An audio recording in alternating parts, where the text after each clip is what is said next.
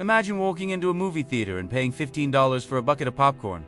Not gourmet popcorn, not artisan popcorn with truffle oil and gold flakes, just regular popcorn, kernels, oil, butter, flavoring, and salt. The ingredients cost about 50 cents, maybe 75 if you're generous with portions. That's a 3,000% markup, higher than luxury handbags, higher than designer sunglasses, higher than almost any consumer product you can think of. And yet, every weekend, millions of people pay it without question. Why? Because if they didn't, your local movie theater would probably be bankrupt within 6 months. This isn't a story about greedy corporations ripping you off. It's darker than that. It's a story about an entire industry barely surviving on overpriced snacks.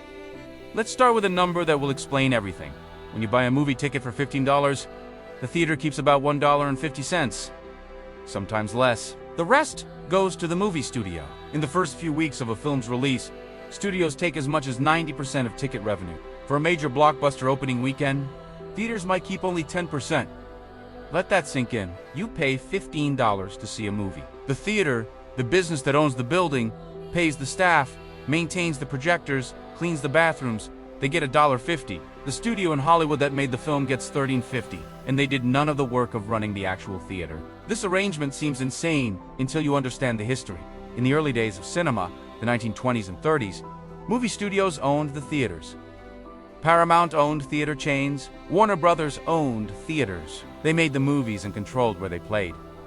This was called vertical integration, and it was incredibly profitable for studios, but terrible for competition. In 1948, the Supreme Court ruled this was an illegal monopoly. The Paramount decree forced studios to sell their theater chains. Suddenly, theaters became independent businesses, but they still needed movies to show, and studios still controlled what movies got made. The power dynamic was set. Studios could demand almost all the ticket revenue because theaters had no alternative. If you wanted to show the new Star Wars or Marvel film, you accepted the studio's terms or you got nothing. So how do theaters survive? They charge you $15 for popcorn. It's not greed, it's necessity. Concessions are the only revenue stream theaters actually control. Studios can't take a cut of your popcorn. That money stays with the theater. And it's the difference between profit and bankruptcy. Industry data shows that concession sales typically represent about 40% of a theater's total revenue, but account for nearly 85% of their profit. Without concessions, the entire theater industry would collapse. Now let's talk about the actual economics of popcorn. A large popcorn at a typical theater costs between $12 and $15. The ingredients cost roughly 50 cents.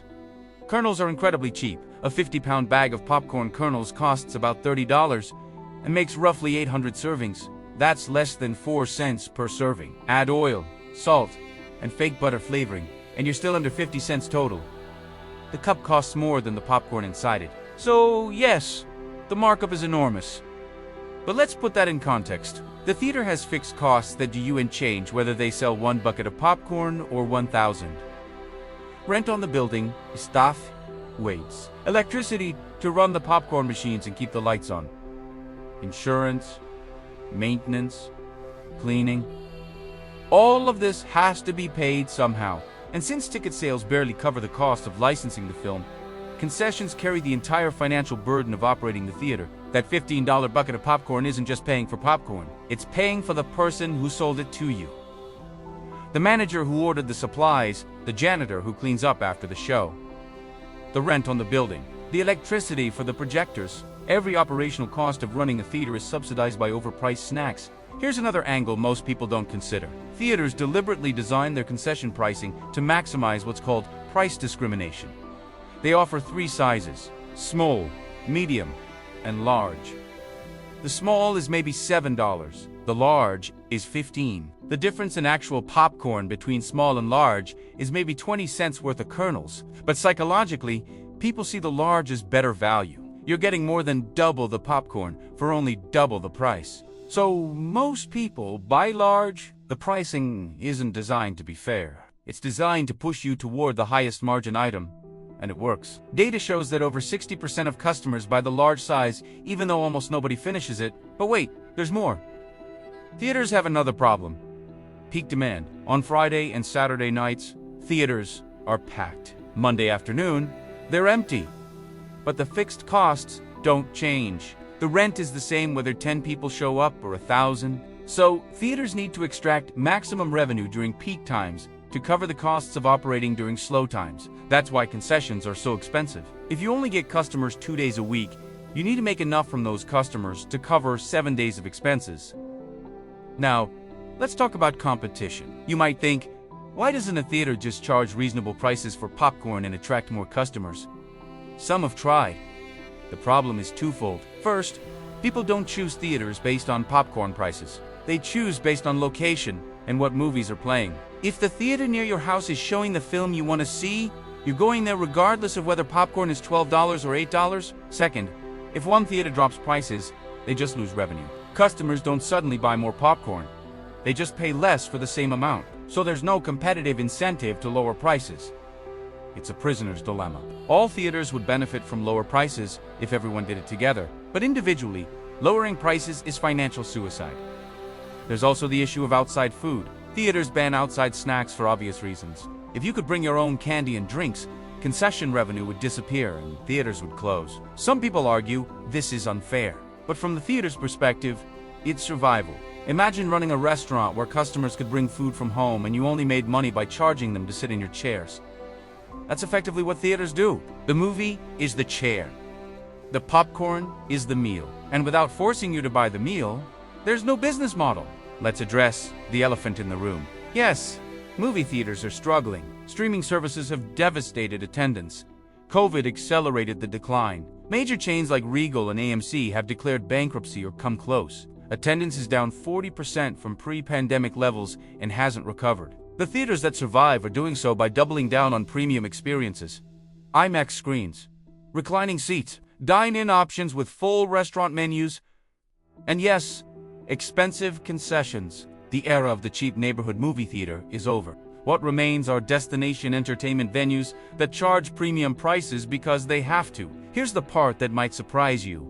Theaters aren't even the most profitable part of the movie business anymore. Streaming is. Studios like Disney and Warner Brothers now make more money from their streaming platforms than from theatrical releases. But they still release films in theaters. First, for two reasons. Theatrical releases generate buzz and marketing that helps streaming numbers later. And theaters, despite declining attendance, still represent billions in revenue that studios aren't ready to abandon. But the balance of power is shifting. Studios used to need theaters. Now theaters need studios far more, and that dynamic makes theater survival even more precarious.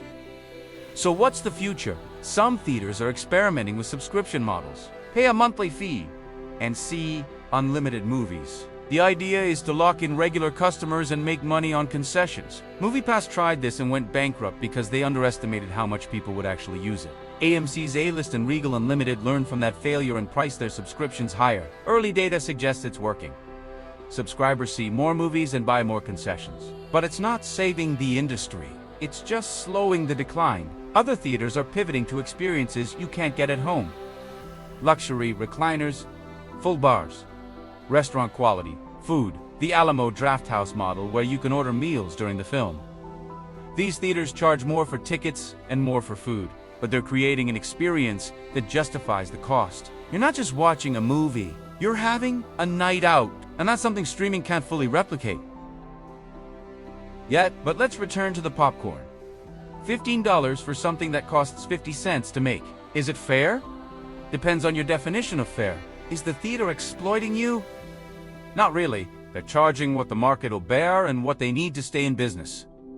Are you getting ripped off? Only if you don't understand what you're really paying for. You're not paying for popcorn. You're paying for the entire infrastructure of the theatrical experience. The massive screen, the surround sound, the shared experience of watching a film with a crowd. The popcorn is just the mechanism through which theaters collect that payment. The next time you're standing at the concession counter deciding whether to pay $15 for popcorn, understand what you're really doing. You're subsidizing an entire industry that's barely hanging on. You're keeping your local theater alive for another month. You're repaying for a business model that has been broken for 75 years but somehow still exists. Is that worth $15? Only you can answer that. But now, you know the truth. Movie popcorn doesn't cost $15 because theater owners are greedy. It costs $15 because without it, there wouldn't be any theaters left at all.